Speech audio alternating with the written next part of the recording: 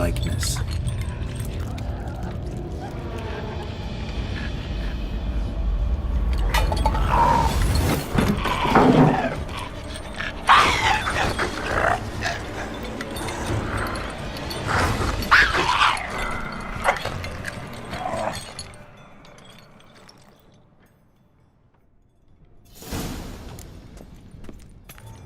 Think it worked. Just not quite like I expected. Need to see what happened to the white. Won't be hard to find given its stench.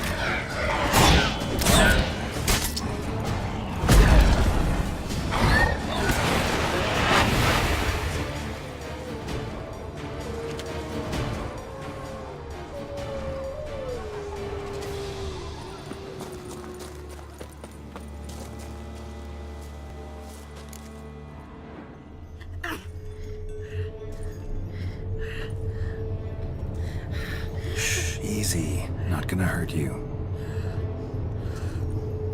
Eat. I must eat.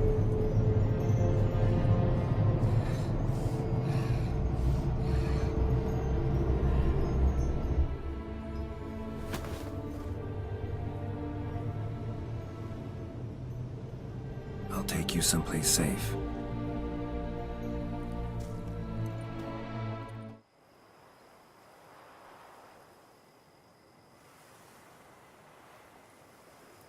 So I took her by the hand and led her here.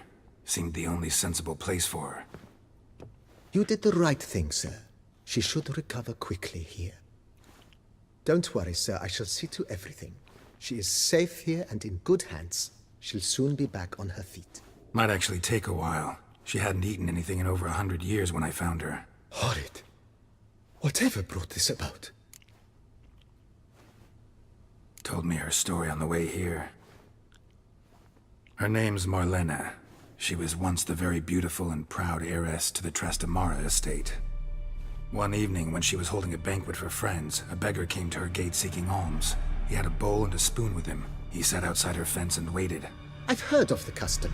An ancient rite of hospitality that obliges one to give food and drink to such a guest lest he depart hungry. To neglect the custom is to bring great misfortune down upon oneself. Marlena didn't care a whit for the old customs. She drove the man off, saying she'd rather feed the leftovers from her feast to her dogs than to give the beggar anything. The beggar then broke his spoon, cast a curse. She was beautiful, so he said she'd never wish to look at herself in the mirror again. Since she adored feasts, he swore no one would ever wish to sit and dine with her. And as she even refused him the crumbs from her table, he swore she'd never find a spoon in the world that would sate her hunger. A harsh punishment. I imagine lifting the curse was hardly simple. Curses are tricky. They play on irony. Always gotta figure out what the catch is. Marlena had spent decades looking for a way to lift it. Transformed into a white, she stole spoons and lured folk into her home, trying each time to get them to dine with her. Didn't work. So what did? Someone had to sit down and share a meal with her, of their own free will. They had to eat without using spoons and make her look at her reflection. That's it? That was all it required? Simplest solutions are sometimes the last that come to mind. Besides, when you're a white, it's pretty damn hard to find willing human company for a feast. I imagine so. But, most importantly, it is now over. Please, don't worry. She will be in good hands here.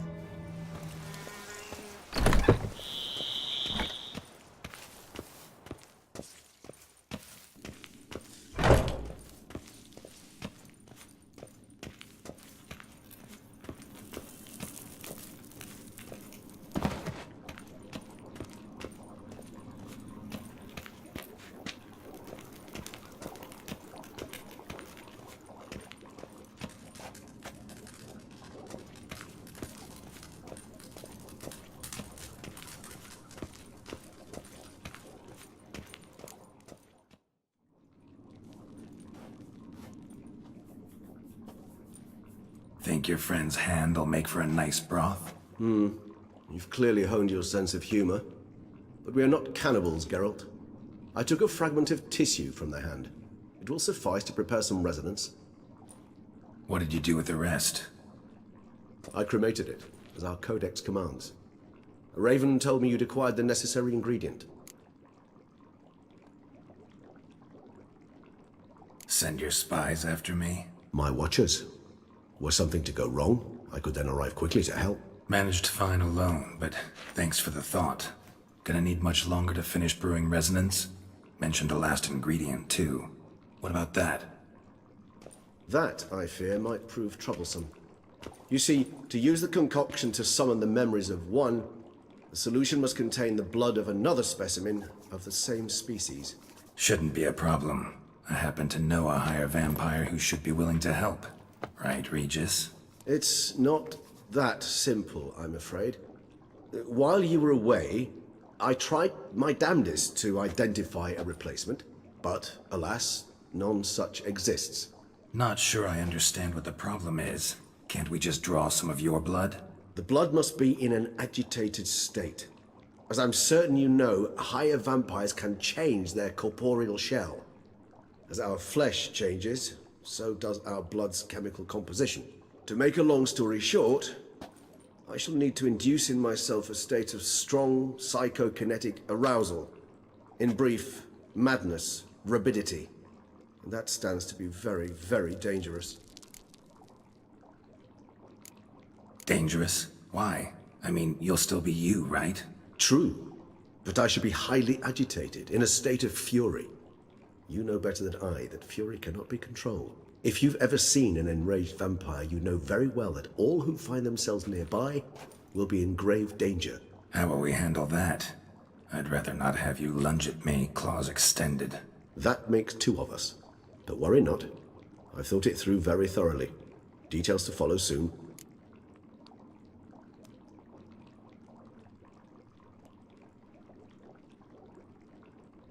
All right, so what do you want to do?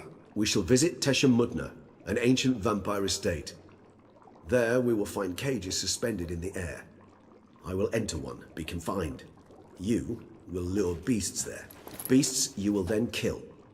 The bloodletting should prove profuse. Abundant enough so that the blood scent will drive me mad. Wild. Teshem Mudna. What's it like? It is a place of torment. A torture chamber. Long ago, shortly after we'd arrived in this world, one among us named Kagmar developed such a taste and lust for human blood that in one night he could imbibe an entire village. This brought trouble on the entire species. Common folk wearied quickly of living in constant fear. They began to hunt us, seek the aid of mages and witches in tracking us down. So what? Not like they could ever hope to kill you. But they were bothersome. Forgive the comparison, but when did you last enjoy mosquitoes buzzing around your head? In any case, the other vampires decided something had to be done. Kagmar had to be caught and punished. A torture chamber was thus outfitted in the dungeons of Teshem Mudna. Inside it, a cage made entirely of a special alloy of silver, dalvinite, and meteorite steel. Kagmar was captured and locked in the cage. Sat there over 2 centuries, driven to fury time after time, never able to escape.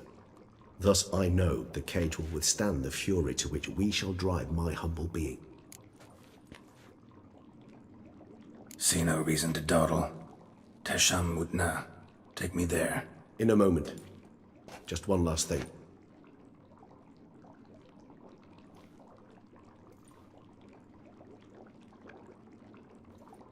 What was that?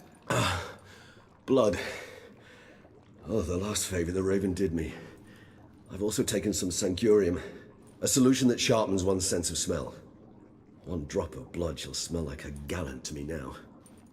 You crazy? You're a recovering addict. Your outrage warms my heart, Geralt. But you must remain calm. I have no choice.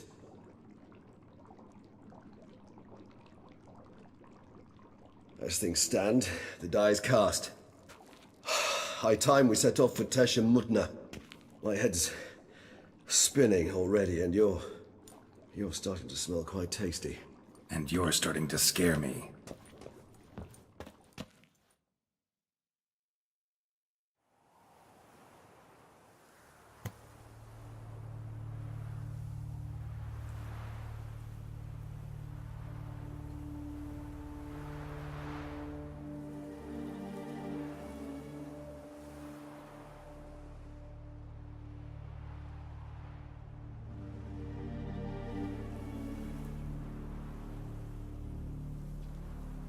We have arrived. The sacrificial chamber of torture and torment lies underground.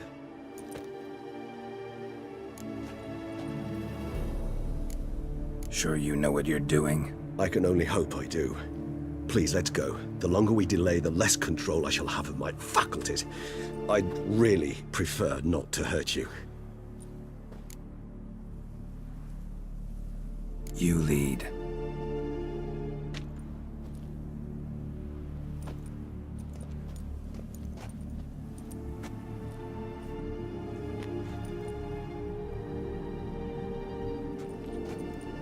Scurvers must be getting close to their feeding ground. Correct. I told you there'd be danger.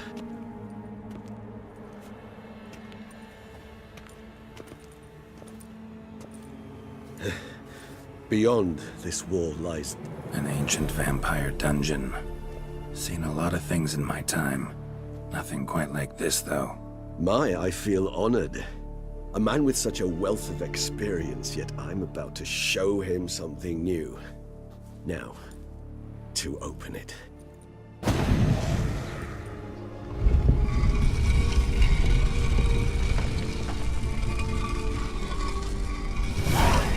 How the hell? It's an ancient form of protection against unwanted guests. The mechanism which releases the latch reacts only to a higher vampire's blood. Tricky mechanisms, a vampire hideout. Fortified, secured. Must have been important to your species once, Toussaint. It shall always be so. During the conjunction, the gate from our world into this one opened upon this land and no other. This was the first place we saw.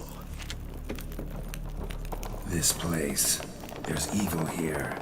Death hangs in the air.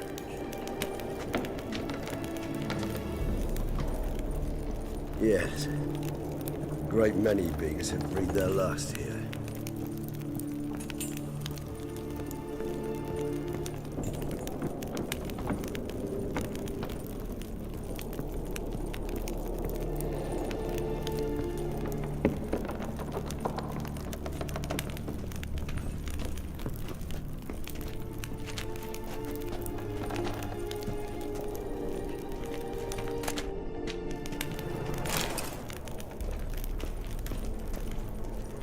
Cells. Who for? Disgraceful. Excruciatingly so, this particular page from our history. I'd rather not summon the demons of the past if it's all right with you.